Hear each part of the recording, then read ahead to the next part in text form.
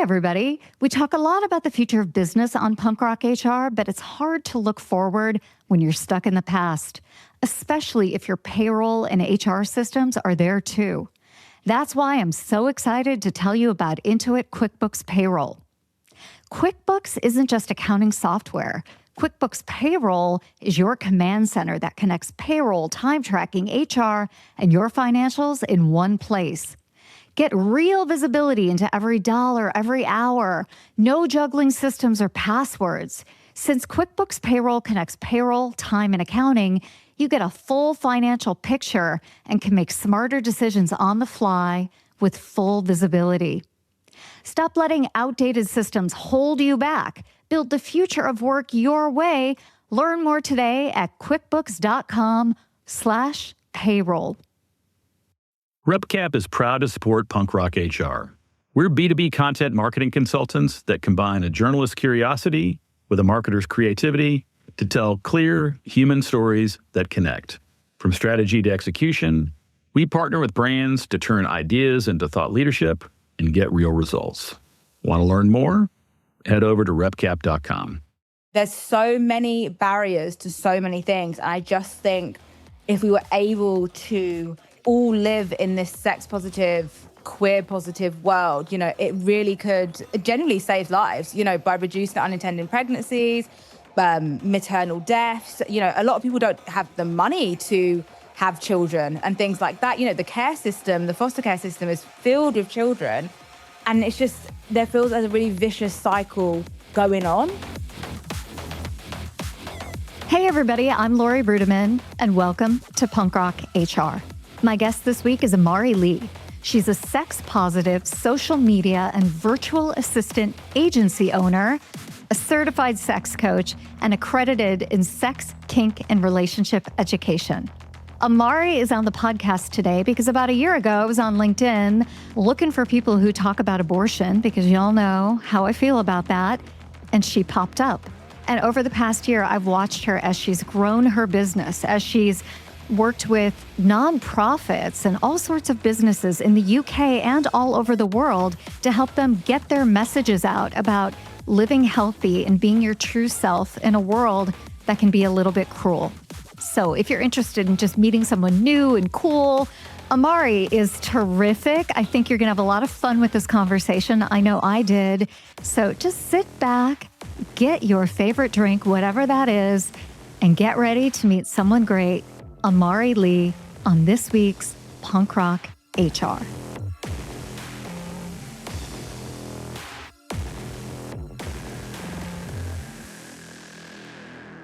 Hey, Amari, welcome to the show. Thank you for having me on. I'm very excited. I'm pleased to have you here. It's been a long time coming.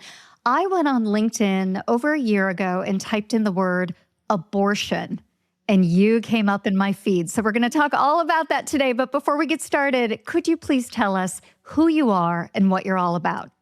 Yes. So I have my fingers in many holes/pies, as I like to say. I am a sex positive social media and virtual assistant agency owner. So that's where the abortion would have come in there. I've worked with abortion charities before, doing socials and things like that. I'm also an accredited sex and relationships educator and a certified sex coach. So lots of stuff going on. We have so much to talk about today, but let's start with the agency that you run, because you built the sex positive agency. And if I understand, you did it almost by accident. So can you tell us the story behind that? Of course. So when I was at university, I studied sociology, and every topic I picked was about sex, feminism, gender, sex work, abortion, gendered violence. Basically, you get the gist. And my mum used to proofread my essays. She's like, wow, another one on sex. I was like, yeah, come on now. She loved it. And then I did some volunteer work at a few charities. So a sex workers charity, a women's health organization, and like a women's center. Just doing various bits of volunteer stuff. But then I was also working at a nursery part-time, just to I think you guys call it kindergarten, don't you? Yeah, we do. Just to obviously be paid, because volunteer work doesn't get paid. Graduated during COVID, nursery stayed open. So I graduated in the middle of a pandemic to a full-time job. I was like, I will take this.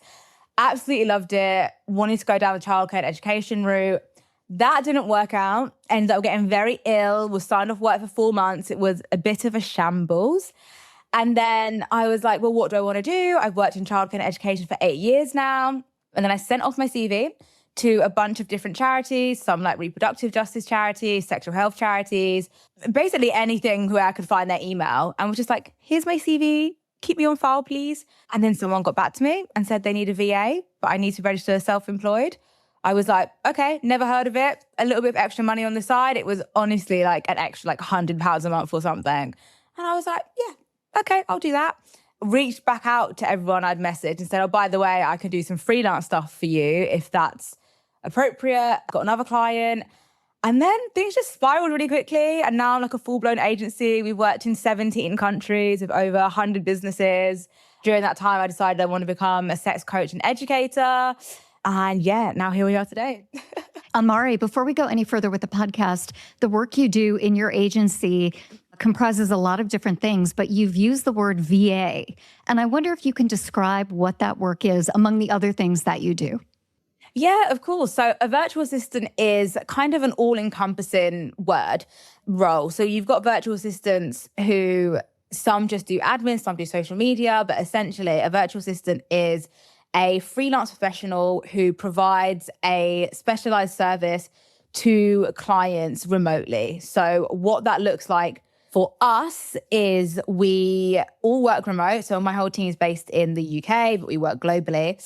And essentially someone will hire us as freelancers or subcontractors, and we'll work with them for a few months doing various different tasks. And the reason why people and companies like virtual assistants is because it's so much cheaper than hiring a full-time employer. Employers, you have to pay tax, national insurance, pension, holidays, and it's like really expensive. Whereas for small businesses, other freelancers, this is like the perfect medium for them. So yeah, as virtual assistants, we offer a variety of stuff: website, socials, admin. And the reason why I picked the term VA was actually just because when I first reached out to my client, they said they were looking for a VA, and I was like, oh, okay.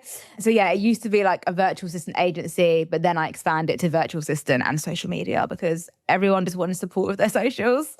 You know, I like the creation of a new empire, a healthy empire, and I think that's what you're doing. So that's another reason why I wanted you on the podcast today. Why not you? Why not you plant a flag and say, this is mine. These are the people I want to work with, and I'm going to kill it. And you're killing it. It's amazing to watch. Can you let us know, are your clients primarily UK-based clients, or do you work globally? Globally, yeah. So we have worked in over 17 different countries and I think like 19 different states in America. So we've worked with the UK, Scotland, France, Switzerland, South Africa, New Zealand, Australia, Costa Rica, multiple states in America: New York, Michigan, Massachusetts, Texas, California, Florida. Yeah, so all over. Majority of our clients are from the States, so I would say 65% are probably from the States, which is crazy because I didn't even know I was allowed to do that. And all of a sudden I was like, oh, here I am. Hi, I'm Cole Napper, host of Directionally Correct, the #1 people analytics podcast in the world. Come check out our podcast that dives deep into topics like people analytics, workforce planning, and talent intelligence, helping leaders across the globe navigate the future of work with insight and a little bit of fun. Well, it's an amazing journey of both entrepreneurship and also knowing who you are. So can you tell us about some of the charities and some of the work that you do day to day? Who are those organizations, individuals, and what are they like? What are they doing in the world? Oh my God, such a good question. So in terms of the people that we work with, it's such a huge range. So we market ourselves as a sex positive virtual assistant and social media agency. And under that, there are so many things, from sort of media and creatives to like erotic writers, authors, sexuality podcasts, to kink and BDSM, so sex dungeons, play parties, to women's health, so reproductive justice charities and organizations, domestic violence charities, to like therapists and coaches, so sex coaches, divorce coaches, therapists, through to sex tech and femtech and lingerie, AI companies, healthcare, doctors, nurses, gynecologists. It's quite a broad. You would think sex positive was a niche. It's not. It's There's such a huge, so it's quite funny because, obviously what I've listed, there's such a huge like range of things there. So it's amazing. Like, I get to work with some really cool people, really cool charities. And, we get to pick who we work with as well, which is even better. So yeah, a lot of people is the answer to your question. Before we go any further, maybe let's take a stab at describing what sex positivity is all about. Yeah, absolutely. So I have my own definition of, so I always say, sex positivity, it can mean different things to different people. But my kind of idea of it is, having a healthy attitude, a healthy, non-judgmental and open attitude towards like sex, sexuality and sexual expression. So it's kind of rooted in consent, boundaries, diversity, inclusion, education, like awareness, body autonomy, not so much, which I know a lot of people think it is. It's like, just having sex with anyone and everyone all the time, 24/7, blah, blah, blah. If that's what you want to do, fine. But it's more that kind of approach. I think I know people who have had sex with one person their whole entire life, but are still really sex positive. And then you're going to have other people who, by people, I mean men more specifically, who would have slept with, tens of people, but then would still judge a woman for sleeping with like significantly less. And in my mind there, I'm like, well, you're not sex positive then. One, we're hypocritical. Basically, it's not rooted in how many people you've slept with, as opposed to more of like a attitude and ethos.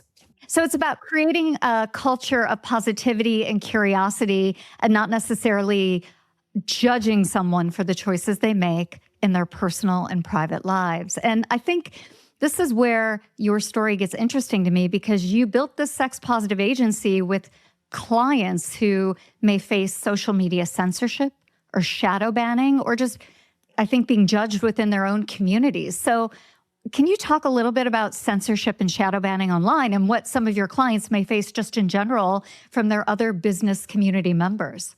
Yeah, of course. So for those of you that don't know what sort of shadow banning and censorship is, so censorship is literally what it says on the tin. It's being censored online, and we're being censored online for posting educational content, whether that is around abortion, whether it is around sex education, reproductive justice.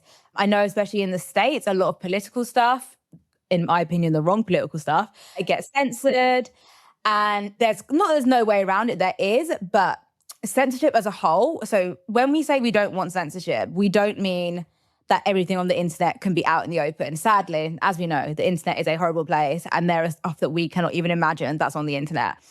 But the way censorship is working currently is that people and abusers and incorrect information is allowed to thrive, while when we're trying to post educational stuff, promote our businesses, even saying the word sex, we can get accounts deleted. Sometimes they never come back. We can get posts taken down. Our reach goes really low. And it makes it, a lot of people have left the industry just because they can't promote it. They can't do what they need to do. And shadow banning is similar to censorship, but in the sense where you're not openly being censored. So sometimes people notice like, oh, my reach is really low, but they can't work out why. And that's normally because they're shadow banned, basically. So that's kind of the summary of that. I did actually want to give an example which happened to me yesterday. I commented on someone's post, and it was about abortion, and saying how, it's all fun and games having abortion being legal, but if there's no one to actually do these abortions, or no one that actually wants to, and we still live somewhere where it's, still quite frowned upon, it doesn't really make much of a difference. And I commented, I was like, yeah, like completely agree. There's still so many barriers despite it being legal. And then some guy just replied and said, let me know when you want me to fill you up. As in, we can put two and two together. Yeah. Absolutely, we can. I mean, typical bloke online, right? Oh, honestly. And I reported it to LinkedIn. And so this is what I mean by censorship. I was like, cool. I was like, if censorship's going to do its thing, it's going to do it right now when someone is openly sexually harassing and threatening someone. I was like, this would be great. Reported to LinkedIn. They didn't take the comment down. So I made a post about it. And I was like, I cannot believe that, blah, blah, blah. A few more people reported it. LinkedIn then took the comment down and messaged me and was just like, yeah, this isn't appropriate. Like, we got rid of the comment. But this person's account was still up. So that sort of stuff there is what needs to be censored. It's designed to protect us, whereas it's clearly not doing that. Like how someone can openly harass someone on the internet and they're like, oh, it's fine. Like they can stay on the platform. I'm like, no, they can't. It's not how it works. So basically, people in our industry face that a lot. And I've got a lot of resources on shadow banning and censorship and things like that to sort of help with social media and stuff like that. However, my clients and anyone else in the industry can take all my advice and do all of that, and it won't make a difference. Your account can still be deleted tomorrow. Your post can still be removed. Even if you, like, I have a friend, she had her own personal Instagram when she was 11. She only ever posted like some holiday pictures, had a couple hundred followers, had it for about 10 years, woke up one morning, the account was gone. No way of getting it back. She has no idea why. So it's not even just in our space as a whole in terms of reproductive justice, sex positivity. It is everywhere. So like you don't own your social media, and that's really scary. So you can do everything right and still makes no difference. So Amari, one of the things that I've learned from being old and on the internet for many years is that the only thing I really own are email addresses. My email list is my asset. And so, I'm not out there saying that I'm a sex positive, pro-abortion HR and executive coach. But I am. What a name, bro. Yeah, I am. And everybody who knows me knows it. And I do everything I can to amplify messages. And believe me, I have been the victim of shadow banning. I've had my engagement thrashed at times because of that. But the one thing I do control is my email list, and it's healthy and it's vibrant, and I can connect directly with the people who want to connect with me because I've taken the time to do that. And I worry about all of these businesses that have been built on TikTok, Instagram, Snapchat, all of it, really giving your life in the hands of capitalism, when the very thing we're trying to do is to reform capitalism at best and completely wipe it out if we're trying really, really hard, like someone like me. So, as I think about how you built your business, I really admire how it's pro-abortion. That's one of your core values. And it's sex positive and queer affirming. Like, way to go. And I think there are a lot of Gen Xers like me who are like, yeah, I feel that way. I've just not built my business around it. So it's not a typical business move. Like most of us thought, oh, we should go get registered in our local community, right? And set up our tax code and go get a checking account, right? But you thought about your core values first. And I just wonder what's behind that business decision. So it's interesting because obviously, when you start a business, you can go sort of one of two ways where, depending on the business, one, you can make it really palatable. So, you appeal to the masses and things like that. Wait, I never did that. I did that wrong. First mistake. Okay. All right. We got that. Yeah. So you can do that, or you can do what I did and like really niche down. And for me, I've always been sex positive without even knowing it. And then when I started doing the VA stuff, it was reproductive justice charities, sex education, sex workers, abortion charities, sex toy companies were all the ones that were reaching out to me. And I was like, hang on a second. I was like, there seems to be a common theme going on. And I myself am sex positive. I'm pro-abortion. I was all of these things. And I was like, okay, this is, even though I wasn't openly saying I am XYZ, that was clearly coming across and clearly being presentable. So then as I sort of started to grow my business, I was like, okay, I'm realizing now like whoever I work with needs to be aligned with like what I believe in. And then growing into an agency as well, I was like, cool, like everyone on my team also needs to believe this because one, it's what I believe and it's my business.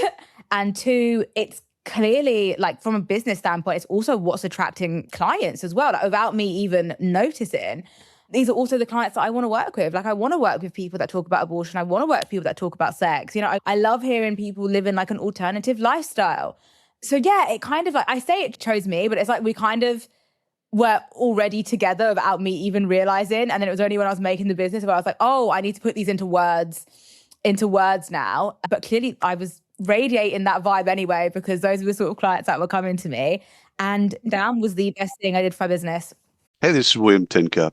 Listen, we did a series for iSolved called Heroes of HR, where we talk to HR practitioners. And these are just your run-of-the-mill, everyday, slogging it out, 300 employees in Cedar Rapids, HR pros. Mostly it's centered around iSolved and what they do with iSolved, but also they talk a lot about kind of the day-to-day rigor of HR. If you're curious about that, search for Heroes of HR wherever you get your podcasts. Thank you. How would work improve if sexual health was part of our daily conversation? Oh, that's a good one. So I think one, there would be a much more open and non-judgmental workplace if that was something that was implemented in policy, where it's like, oh no, we can talk about this, or if you need support or things like that. We also have a lot of companies offer free therapy. So if you need therapy, you can go to whoever it is, HR, and they can put you forward for like 2 or 3 sessions. But if we could have something in place where it was just like, oh, I think I need an STI test, or basically what we need is free healthcare within like workplace thingies, rather than having to like rely on the NHS and stuff, because that waiting list is like so long. To be able to have those conversations, basically. So many health issues, from sexual health to other health, is not spoken about. It's really stigmatized. We have this very much go culture. And also, like, a lot of people don't know a lot about sexual health either. So it's like they could be having a sexual health issue and not even know it.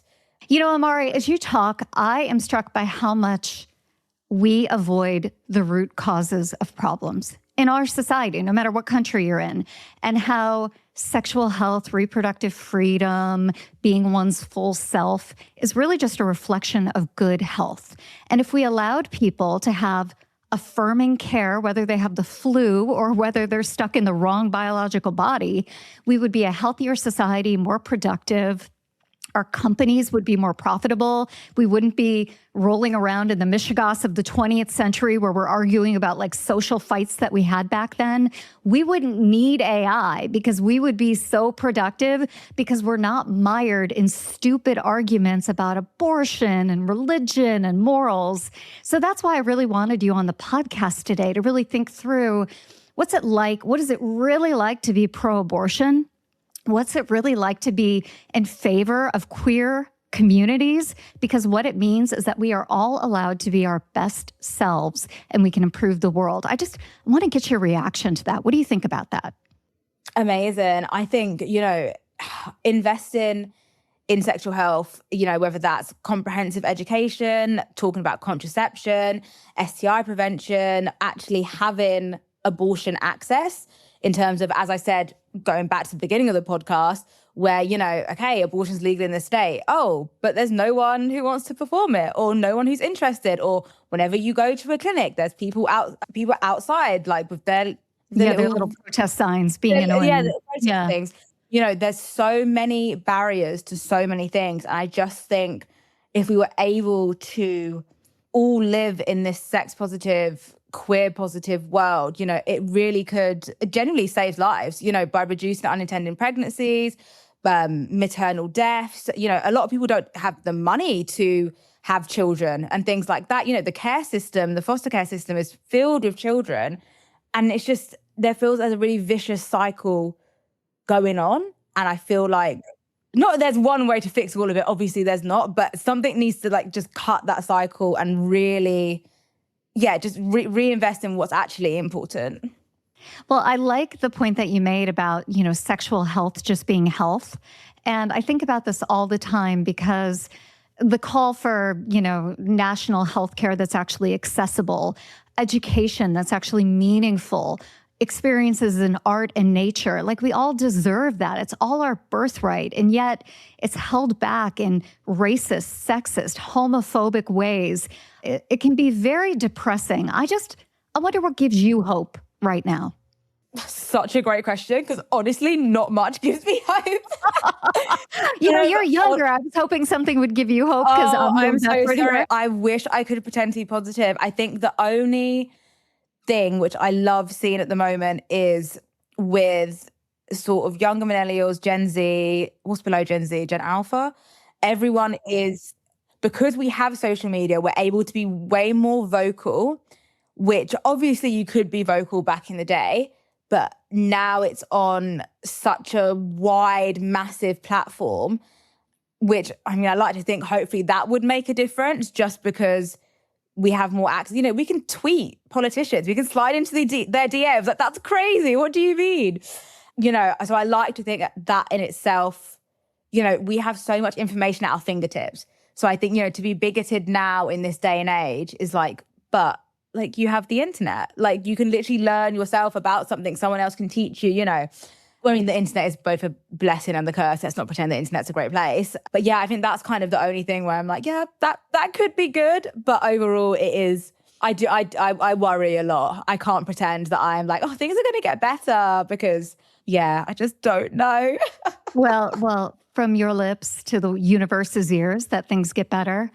So, Amari, for someone like me or any of the people listening who are independent contractors, freelancers of their own, thinking about working with a VA, and we consider ourselves sex positive, but we still have to work with like blue chip companies. Do you have any words of wisdom for us? And how would your agency or you work with us to make sure that we stay true to our values and yet still mask enough, I guess, to get paid? Because that's exactly what we're doing. You know, we are code switching a lot of these environments. You know what? That's such a good question because in all honesty, one of the reasons why I stopped working was because I couldn't stand other people's wrong opinions. I really struggled with, and to be fair, most people I worked with were lovely, but I genuinely really struggled with just like, how can you believe something like that? And now I have to come in and work with you every single day. Like that's my brain just like, I did it, but my brain. I want to stop right there because that's so fascinating because I think so many of us work with individuals who are just like challenging or bigoted or just wrong in a lot of ways. And I'm of two minds and I'd love to get your opinion on this. Part of me is like, well, if I'm not around, they're never going to see a good example of someone who lives my values. And on the other hand, why do I have to do the emotional labor? Why is it my job to educate them? So where do you fall on that? I'm not educating someone. I actually don't care. I don't want to be around you. I don't want to have to sit there and be like, oh, you can't be racist. I don't care. Like, if that's what you want to do, I'm not going to be the person to sit there and be your soundboard because chances are you don't want to learn. Like, I would never mind if it was like general curiosity, but 90% of the time it's not. It's just them trying to get a rise out of you or like whatever it is. So like, I appreciate all those people that argue on the internet. I appreciate it so much, but I can't do it. I'm not going to be that person to teach you. Not even in the workplace. You're like, no, I'm out of here. Definitely not in the workplace. No, Yeah. I'm not going to argue with someone who is my manager or above me or who I have to see every single day. There's been times where I've had to report stuff, which is fine, report it to HR, then I leave the job. Literally, I think it's happened once, literally reported it and I was like, well, I don't want to go back and literally just left. Again, that is a privilege from me living at home. I was a teenager at the time, like another time I was in my early 20s. So again, I understand people can't just leave, but I have no other advice because that's literally what I did. I was like, my brain, I'm not doing this. I'm going to be upset. I'm going to be angry. I know most people are well, in my mind, a lot of people have a lot of racist and sexist and homophobic thoughts. Fair enough. But I don't know how to deal with you saying them to me out loud while I'm in front of you. That's not something that I need to know. So sadly, I actually have no advice. So I apologize. No. And it's not even advice for that. I think it's such an interesting perspective because I think for people, you know, I'm 51 years old and I'd like to think that I'm not a boomer, right? But there are people that I have to face who I know are openly hostile to women. And it's like, all right, do I want to get paid or I don't? And I can make that choice. Like, I don't have to deal with those individuals. But when I was younger, I did. And that's what drove me out of HR, out of human resources, and into this world of writing and creating and thinking about the world of work and the economy. But so many of my contemporaries are like, well, I have children and I have a mortgage and I have 2 cars and I want to be in the game. I want to change their mind. And it's okay that you don't have advice for them. I think that's actually advice, that they can quit. Yeah, and I know, again, it's so easy. I come from such a place of privilege where I've never had to actually keep a job because I've been at home or things like that. And obviously now, you know, I'm getting paid to do what I'm doing now, but, you know, I was able to create this business, again, from a huge place of privilege, still living at home, like all these other things. I had a laptop. So yeah, you have internet connection. You have all of the things that make it possible. So many things. So I think that's why I don't have that advice, because it's so easy for me to say, well, just quit. You know, I don't want kids. I don't want to own a car. I don't want any of those things there. So again, I just have that flexibility of being like, well, bye-bye then. And, you know, we have working with clients, so if they've been rude or not nice or whatever it is, like we have stopped working with them. And again, I was in a position where financially I could say, okay, we don't need a few £100 a month. See you later. Yeah, so it really comes just from a place of privilege, to be honest. Well, I've really enjoyed our conversation today. And I just wonder if there's anything you'd like to leave our audience with. What should they remember you by? So I always like to sort of leave my podcast on a really sex positive note of just, sex is meant to be fun and playful and nothing to be ashamed of. Yeah, basically just that. Sex is fun. There's always what I leave it on. Sex is so great. Yeah, there's always something else as well, I think would be a good end to this podcast. Don't feel like work and society do a really good job of thinking you can't change anything, whether that's, but I've been working in this industry for 10 years, I can't switch over. Guarantee you can. Easier said than done, of course. There's other circumstances, but there's always, I guess, a way out, even if you can't see that right now. Yeah, Captain does a very good job of being like, no, you have to stay doing what you're doing. Yeah. I love it. I just enjoyed getting to know you a little bit more today. I think our audience did as well. If they want to connect with you, learn more about your services, or just follow you like I did on LinkedIn, can you remind us again where they should go? Yeah, of course. So for the agency stuff, so my LinkedIn is Amari Leigh. That's for everything. For my agency, it's www.adminbyamariagency.com. On Instagram, it's adminbyamari.agency. For my sex coaching business, it is sexcoachingbyamari.com. On Instagram, because I can't say sex, it's SX Coaching by Amari. And then I've also just set up today my VA coaching Instagram account, which is VA Coaching by Amari. Love it. I love it. A woman building just a massive business. It's so great. Love an entrepreneur. Listen, it was my pleasure to get to know you today, to host you. Thanks again for being a guest. Thank you so much for having me. Hey, everybody. I hope you enjoyed this episode of Punk Rock HR with my guest, Amari Leigh. Before you head out, I would love to give you 3 key takeaways from this week's episode.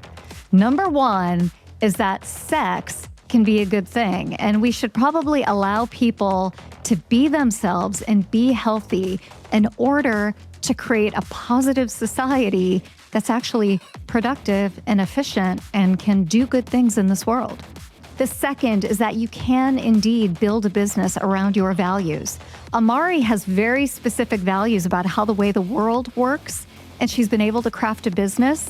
It's not always been easy. It's not always been straightforward, but she's made some good choices, and it's never too late for you to consider your values. I think the third thing for you to think about, and it's something Amari and I kind of touched on in the episode, is whether or not you can work with someone who's different than you. Amari said absolutely not. There's no way. She's done trying to educate other people who are racist, homophobic, bigoted. But sometimes the people we work with are just a little quirky, or sometimes they have hints of those feelings, but they're not fully fleshed. And I think a lot of people are educatable and moldable. And for me, I make a call day to day, really.